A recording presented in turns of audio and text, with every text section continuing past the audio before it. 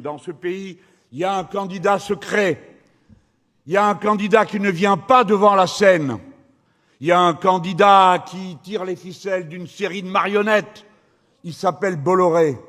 Il possède des journaux, il possède des télés, il possède des radios, il possède des maisons d'édition.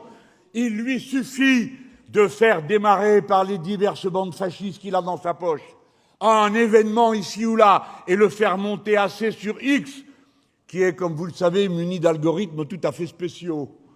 Eh bien, il suffit de faire monter, et à ce moment-là, ça passe de la sphère des réseaux sociaux à la sphère des radios d'abord, par exemple Europe 1, et de là aux télés d'information en continu, par exemple CNews, et de là vers les grands médias, car vous comprenez, monsieur Mélenchon, on ne peut pas passer à côté de l'actualité.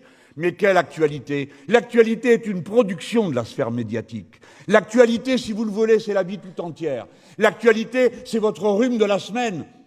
C'est la faillite d'une banque, c'est tout en même temps. L'actualité est une production, c'est un choix qui est fait dans les faits pour savoir lesquels vont être sortis, dans quel ordre et de quelle manière. Voilà ce qu'est l'actualité.